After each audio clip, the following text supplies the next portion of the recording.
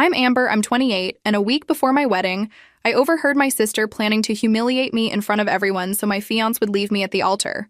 She was literally on the phone with some guy, promising him $500 to show up and claim he was my secret lover. I stood in my own hallway, listening to my little sister destroy my life like it was just another Tuesday. Instead of confronting her right then, I walked back to my room, closed the door quietly, and made a phone call of my own. By the time she finished her scheming, I had already set my own plan in motion. What she didn't know was that her little performance was about to backfire spectacularly. Where are you watching from today? Drop your location in the comments below and hit that like and subscribe button if you've ever felt betrayed by family. You'll definitely want to stick around for what happened next. Let me back up and tell you how we got here, because this story starts way before wedding invitations and hired actors. 12 years ago, when I was 16 and Holly was 13, our parents died in a car accident. One minute, we were a normal family arguing about curfews and allowance. The next minute, I was standing in a social worker's office being told I could either take legal guardianship of my sister or watch her go into foster care. I was just a kid myself, but Holly was my baby sister. I couldn't let strangers raise her. So I signed those papers, dropped out of my senior year activities, and got a job at the local diner to support us both. The insurance money and our parents' modest savings were split equally between us, but it was locked in trust funds until we turned 18. I used every penny of my portion for our living expenses, Holly's school clothes, and keeping us afloat. Holly was angry about everything back then, and I get it. Losing your parents at 13 is devastating, but instead of grieving together, she took all that rage and aimed it directly at me. Every rule I made, every boundary I set, every time I had to be the adult instead of her big sister, she fought me. She snuck out, skipped school, hung around with kids who were nothing but trouble. I tried everything: family counseling, changing schools, even letting her visit her friends more often, hoping she'd settle down. Nothing worked. The day she turned 18, she marched into the bank, withdrew every cent of her inheritance, and disappeared without even leaving a note. Just gone. After everything I'd sacrificed to keep us together, she couldn't wait to get away from me. For 2 years, I heard nothing. No calls, no texts, no way of knowing if she was even alive. I finished high school through night classes, went to community college on scholarships, and slowly built a life for myself. I won't lie. Part of me was relieved. I could finally be 20 years old instead of playing mom to a teenager who hated me for it. Then one day, Holly showed up at my apartment door with 2 suitcases and that same defiant look she'd perfected as a teenager. Except now she was 23, broke, and apparently homeless. The money was gone, spent on what she called living her life and finding herself. Translation: parties, bad boyfriends, and a series of get-rich-quick schemes that left her with nothing but debt and regret. "I need a place to stay," she announced, pushing past me into my small but tidy living room. "Just temporarily, until I get back on my feet." I should have said no. Every rational part of my brain was screaming to protect myself, to remember how she'd left without a word after I'd given up everything for her. But she was still my sister, and despite everything, I couldn't turn her away. That temporary arrangement stretched into 2 years. Holly moved into my spare room and proceeded to treat my home like a hotel with free maid service. She'd leave dishes in the sink for days, use up all the hot water, and invite strangers over without asking. When I'd bring up basic house rules, she'd either ignore me completely or launch into speeches about how I wasn't her mother and couldn't control her anymore. The worst part was watching her cycle through the same destructive patterns. Bad job after bad job, each one ending in drama and someone else being blamed for her problems. Guys who didn't appreciate her, and friends who were just jealous of her potential. Every crisis became my emergency. Every problem became my responsibility to fix. I paid her share of groceries when she was between paychecks. I covered her car insurance when she claimed the payment system wasn't working. I even lent her money for a business opportunity that turned out to be another pyramid scheme. My savings account, which I'd carefully built up over the years, started dwindling as Holly's needs became increasingly expensive. But I told myself this was what family did. We helped each other through tough times. Holly had been through trauma too, and maybe she just needed more time to figure things out. Besides, despite everything, she was the only family I had left. Losing our parents had taught me how quickly people could be taken away, and I didn't want to lose my sister too. Then I met David. He was a teacher at the elementary school where I worked as a reading specialist, and he was everything I'd never dared to hope for. Kind, patient, genuinely funny, and somehow completely unimpressed by my complicated family situation. When I told him about Holly living with me, he just nodded and said, "Family is complicated, I get it." David and I had been dating for 8 months when he proposed. And for the first time in years, I felt like my life was heading in the right direction. We'd planned a small but beautiful wedding at the local botanical garden. Nothing fancy but meaningful. I was finally going to have my own family, a fresh start, a chance to be happy without constantly managing someone else's chaos. Holly's reaction to our engagement was strange. At first, she seemed excited, asking about dress shopping and venue details like she genuinely wanted to be involved. But then I started noticing little things. Comments about how David was probably too good to be true, and how men always show their real selves after marriage. She'd make jokes about divorce statistics when we were wedding planning, then laugh like it was all harmless teasing. Have you ever experienced someone slowly poisoning your happiness with tiny doses of negativity? Share your thoughts in the comments below. The comments escalated into actions. Holly started inserting herself into our relationship in ways that made me uncomfortable. She'd suggest girls' nights on evenings when David and I had plans, then act hurt when I chose to spend time with my fiancé instead. She'd text him directly about things she claimed to need help with, always when I wasn't around to assist. "Your sister seems to need a lot of support," David mentioned one evening after Holly had called him to help move furniture while I was at work. "Is she always this dependent?" I made excuses because that's what I'd been doing for years. Holly was still adjusting, still figuring things out, still dealing with abandonment issues from our parents' death. But privately, I was starting to feel suffocated by her constant needs and increasingly uncomfortable with her behavior around David.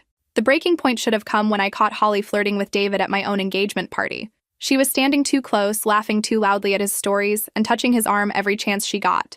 When I pulled her aside and asked what she was doing, she acted shocked that I would suggest anything inappropriate. "I'm just being friendly," she said with wide, innocent eyes.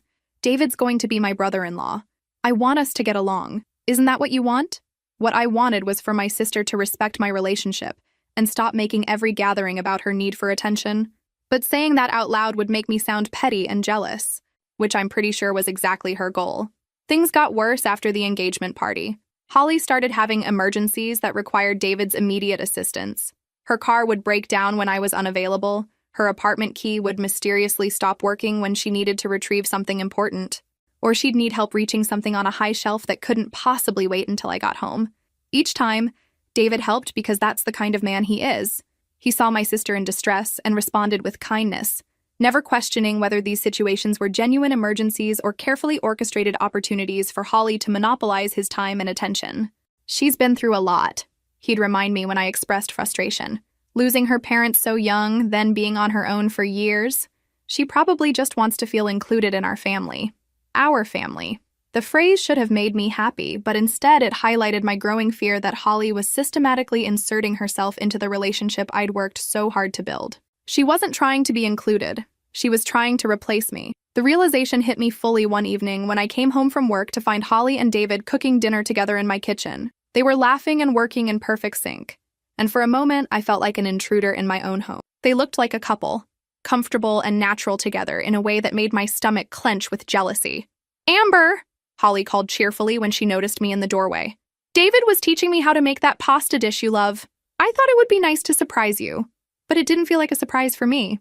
It felt like a performance designed to show me how easily she could slip into my place, how naturally she and David worked together, how unnecessary I was to their dynamic. That night, after David went home, I confronted Holly directly.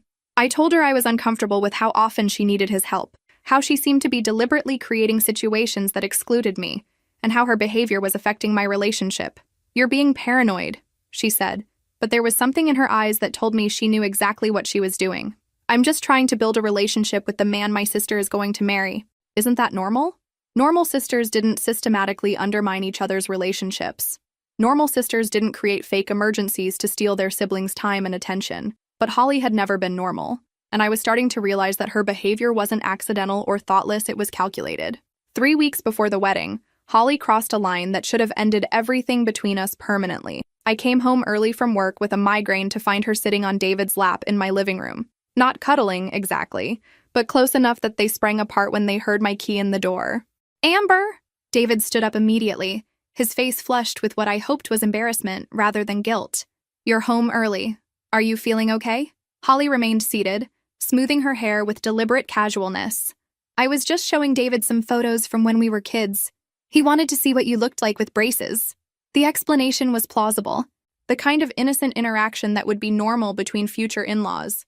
But the way they jumped apart when I entered, the guilty look on David's face, and Holly's satisfied smirk told a different story. I wanted to scream. I wanted to demand explanations and set ultimatums and force them both to acknowledge what had just happened. Instead, I swallowed my rage and played along with their charade, because confronting the truth would mean admitting that my sister was actively trying to steal my fiancé and that my fiancé might be letting her. I need to lie down, I said quietly, retreating to my bedroom while they continued their innocent conversation in my living room. That night, I made a decision that probably saved my sanity. I installed a small recording app on my phone and started documenting Holly's behavior. Not because I planned to use it against her, but because I was starting to doubt my own perceptions. Maybe I was being paranoid. Maybe my stress about the wedding was making me see problems that didn't exist. The recordings proved I wasn't imagining anything. Holly was absolutely deliberately trying to seduce David, and she was doing it with a level of calculation that was both impressive and terrifying.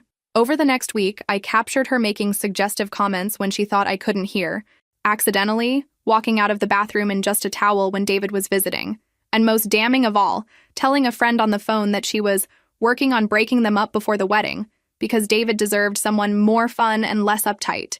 The evidence was crushing, but it was also liberating.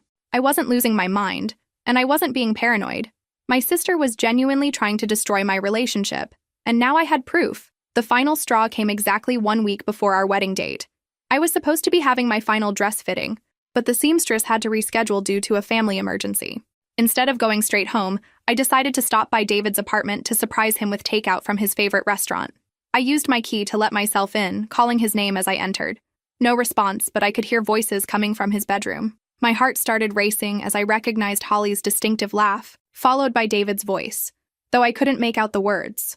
I crept down the hallway, telling myself there had to be an innocent explanation. Maybe Holly had needed help with something, and David was just being his usual helpful self. Maybe I was overreacting based on everything that had happened before. But when I reached the bedroom doorway, I saw Holly sitting on David's bed wearing nothing but one of his t-shirts, while he sat in his desk chair looking deeply uncomfortable. "Holly, this isn't appropriate," he was saying as I watched from the shadows. "Amber is my fiancée and you're her sister. This needs to stop." "But it doesn't have to stop," Holly replied, leaning forward in a way that made David look anywhere but at her. "She doesn't have to know. I've seen how you look at me, David. I know you feel this too."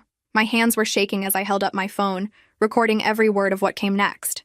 Holly continued her seduction attempt while David repeatedly told her to put her clothes back on and leave. She talked about how they could be together, how I would never find out, how she could make him happier than I ever could. Finally, David stood up and firmly told her that if she didn't get dressed and leave immediately, he was going to call me and tell me everything. That's when Holly's facade cracked completely. "Fine," she snapped, jumping off the bed to grab her clothes. "But this isn't over, David. You're making a mistake marrying her. Amber is boring and controlling, and she'll never make you happy the way I could. You'll realize that eventually, and when you do, I'll be waiting." I had heard enough, more than enough. As quietly as I had entered, I slipped back out of the apartment and sat in my car for 20 minutes, shaking with rage and betrayal and relief that David had passed a test I never wanted to give him. But Holly's words echoed in my mind. This isn't over. She was right about that, but not in the way she expected. This was far from over, but now I held all the cards. That evening, when David called to tell me about Holly's visit and her inappropriate behavior, I acted surprised and hurt but not shocked.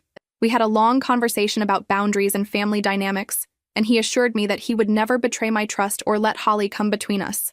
I believed him, because I had seen his rejection of her advances with my own eyes. But I also knew that Holly wasn't going to give up easily. She had spent 2 years systematically undermining my happiness, and I had spent 2 years making excuses for her behavior. Not anymore. It was time for Holly to learn that actions have consequences, and some betrayals are unforgivable. 2 days after catching Holly in David's bedroom, I was walking past her room when I heard her on another phone call. This time, she wasn't being subtle about her intentions. She was finalizing details with someone named Marcus about disrupting my wedding ceremony. "Saturday at 3, she was saying. "The Botanical Garden on Maple Street. You'll need to wait until they ask if anyone objects, then stand up and say you've been having an affair with the bride for 6 months. I'll act shocked and supportive, like I had no idea. Make it dramatic cry if you can. I need everyone to believe it's real." I pressed myself against the wall, recording every word as Holly negotiated payment and rehearsed the script this actor was supposed to follow. $500 to destroy my wedding day, humiliate me in front of everyone I cared about, and give her the perfect excuse to comfort David when he inevitably called off the ceremony. The groom is a teacher, so he's really conservative about this stuff, Holly continued. Once he thinks she's been cheating, he'll never take her back. Then she'll probably move out. And I can be there to help him through the heartbreak. It's perfect. Perfect. She thought destroying my life was perfect. I had heard enough scheming to last a lifetime. But this was different. This wasn't just flirtation or inappropriate behavior. This was a calculated plan to humiliate me publicly and steal my fiancé. Holly had finally crossed a line that I couldn't ignore or rationalize away. Instead of confronting her immediately, I walked calmly to my room and called David. When he answered, I could hear the smile in his voice, probably assuming I was calling about last-minute wedding details. "Hey, beautiful. What's up? I need to see you tonight," I said. "There's something important we need to discuss." When David arrived an hour later, I played him the recording of Holly's phone conversation. I watched his face change from confusion to disbelief to anger as he realized the extent of her manipulation. This wasn't just a sister with boundary issues. This was someone actively trying to destroy our relationship. "She hired an actor?" he repeated, staring at my phone like it might suddenly reveal a different conversation. "She's actually planning to have someone lie about having an affair with you?" "That's just the finale," I said, showing him the other recordings I'd collected over the past week. "She's been working up to this for months. What do you think will happen next? Drop your predictions in the comments below." David listened to every recording, his expression growing darker with each revelation. When I finished playing the evidence, he was quiet for a long time, processing the magnitude of Holly's betrayal. "I'm so sorry," he finally said. "I knew she was being inappropriate, but I never imagined she was planning something this elaborate. You must have felt so alone dealing with this." "I kept thinking I was overreacting," I admitted. "She's my sister, and she's been through so much. I made excuses for her behavior because I didn't want to believe she was capable of something like this." David took my hands in his voice firm with resolve. "What do you want to do? We could confront her now, call off the wedding until this is resolved. Or we could—" "I have a better idea," I interrupted, surprising myself with how calm I felt. "What if we get married tomorrow instead?" David blinked. "Tomorrow? Think about it. Holly's plan only works if we follow her timeline. She expects us to show up Saturday, completely unprepared for her surprise. But what if we're already married when her actor makes his dramatic entrance?" The more I talked through the idea, the more it made sense. We could have a small ceremony with just our closest friends as witnesses, then let Holly play out her elaborate scheme to an empty venue. By the time she realized what had happened, we'd be married and probably on our honeymoon. "It would serve her right," David agreed, warming to the plan. "After everything she's put you through, let her waste her money and her time on a wedding that isn't happening." We spent the next 3 hours calling our officiant, our photographer, and our 4 closest friends to arrange an impromptu ceremony for Friday afternoon. Everyone was shocked by the sudden change, but when we explained that we had family issues to navigate, they all agreed to keep the real wedding completely secret. "What about your dress?" asked my maid of honor, Sarah, when I called to fill her in. "I'll pick it up tomorrow morning," I said. "Holly thinks I'm getting my nails done, so she won't suspect anything." By midnight, we had successfully rearranged our entire wedding without Holly having any idea what was happening. The botanical garden was available Friday afternoon for a small ceremony. The photographer could do a quick session before the original Saturday time slot, and our friends were excited to be part of what felt like a delicious secret. As David kissed me goodnight, he smiled with something that looked like anticipation rather than pre-wedding nerves. "I can't wait to marry you tomorrow," he said, "and I really can't wait to see Holly's face when she realizes her plan failed." Friday morning, I woke up and went through the motions of a normal day. Holly was already gone, supposedly running errands for her own outfit for tomorrow's ceremony. I picked up my dress, got my hair done, and told everyone who asked that I was trying to stay calm before the big day. At 2 o'clock, I met David, Sarah, his best man Jake, and our photographer at the botanical garden, the same beautiful venue where Holly thought she was going to humiliate me, except today it was actually going to be the site of my wedding. The ceremony was perfect in ways I never could have planned. Small, intimate, genuine, with only people who truly loved and supported us in attendance. When the officiant asked if anyone objected to our union, we all smiled, knowing that the person who would have objected wasn't there to do it. "I now pronounce you husband and wife," the officiant declared, and David kissed me as my husband for the first time while our friends cheered and our photographer captured every moment. After the ceremony, we went to our favorite restaurant for a small celebration dinner.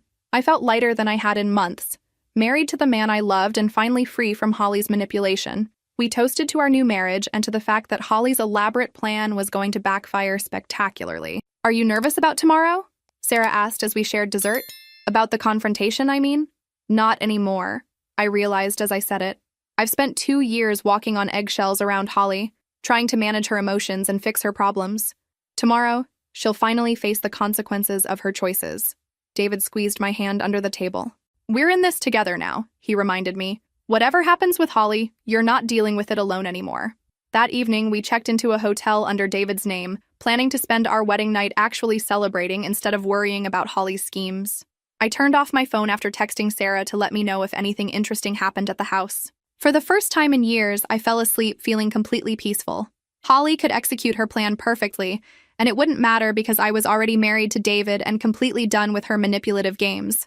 Tomorrow was going to be very interesting. Saturday morning, I woke up as Mrs. David Thompson, and the feeling was better than I had imagined. We ordered room service, read the newspaper in bed, and I finally allowed myself to feel excited about our honeymoon trip to Ireland that we'd be leaving for on Monday. At noon, Sarah texted me. "Holly's been calling you all morning. She seems frantic about some last-minute wedding details. Should I tell her anything?" "Tell her I'm getting ready and can't be disturbed," I replied. "Let her think everything is going according to her plan." David and I spent the afternoon doing normal things, lunch at a cafe, walking through downtown, acting like a regular married couple on their first day of marriage. It felt surreal to be so calm when I knew Holly was probably putting the finishing touches on her scheme to destroy my life. At 2:30, Sarah sent another update. Holly left the house with some guy I don't recognize. She looked really excited. "The actor must be here." I showed David the text, and we both started laughing. After months of stress and manipulation, Holly was finally going to get what she deserved. We were tempted to drive by the botanical garden to watch her reaction when she realized what had happened, but decided we were too mature for that level of pettiness. Actually, no. We weren't too mature. We drove by.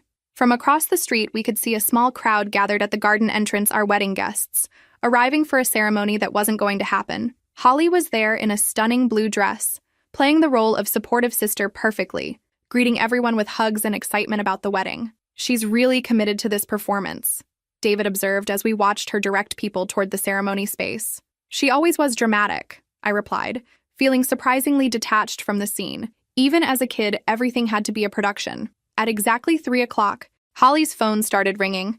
We couldn't hear the conversation, but we could see her confusion as she answered, then her panic as she realized something was wrong. She started looking around frantically, probably wondering where the bride was for her own wedding. That's when I decided it was time to make my call. I dialed Holly's number, watching from across the street as she fumbled to answer her phone while trying to manage increasingly confused wedding guests. "Amber!" She practically screamed into the phone. "Where are you? The ceremony is supposed to start right now. Everyone is here waiting." I took a deep breath, savoring the moment I'd been building toward for months. "Oh, didn't I tell you?" I said, keeping my voice light and casual. "The wedding was yesterday." Complete silence. I could see Holly freeze in place across the street, her mouth actually hanging open as she processed what I'd just said. "Yesterday?" she finally managed. "What do you mean yesterday?" "I mean David and I got married yesterday afternoon right there in the same garden where you're standing. Beautiful ceremony, really intimate, just our closest friends." I watched Holly's face go through a series of expressions: confusion, disbelief, then dawning horror as she realized her plan had been completely useless. But the invitation said today, "Everyone's here. The photographer, the officiant, Oh, those people aren't for my wedding," I interrupted cheerfully. "They're for your performance. You know, the one where your actor friend Marcus was going to claim he'd been having an affair with me." Another long silence.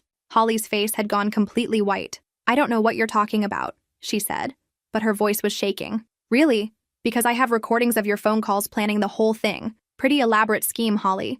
$500 to hire an actor, rehearsing his lines, timing it perfectly with the objection part of the ceremony.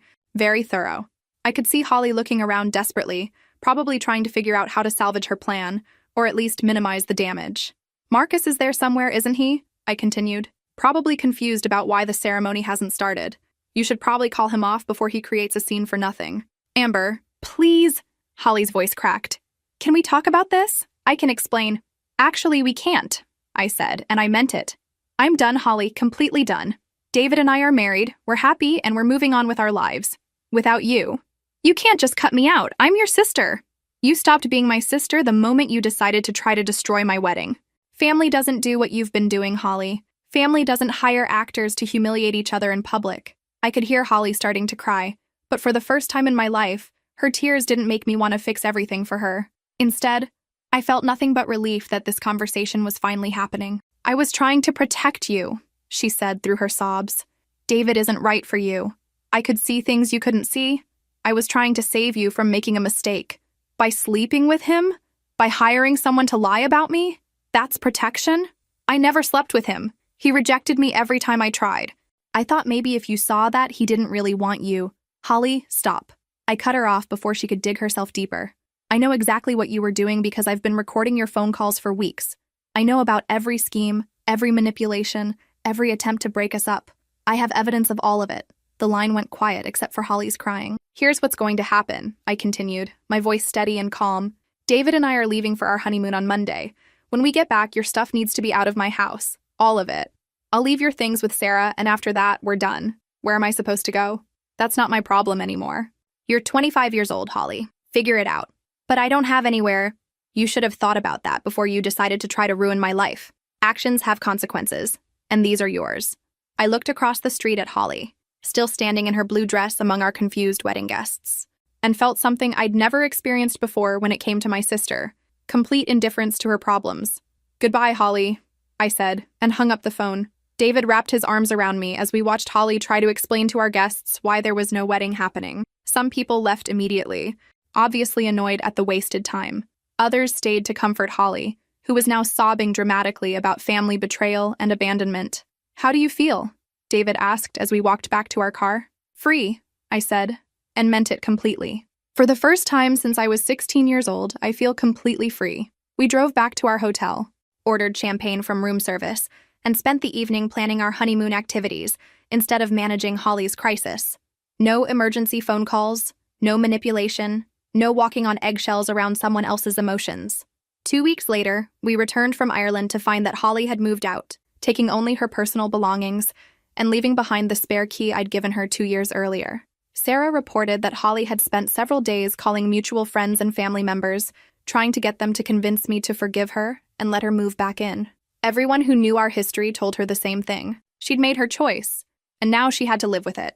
I never heard from Holly again directly, though I occasionally got updates through family friends. She moved in with a cousin in another state, got a job at a restaurant, and apparently spent a lot of time complaining about how I'd abandoned her after everything she'd been through.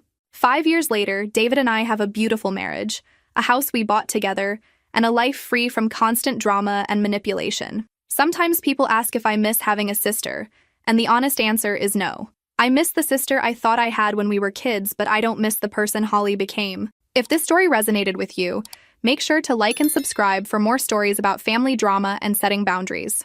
Remember, you can't save someone who doesn't want to be saved, and you shouldn't sacrifice your own happiness trying. Sometimes the most loving thing you can do is let people face the consequences of their choices.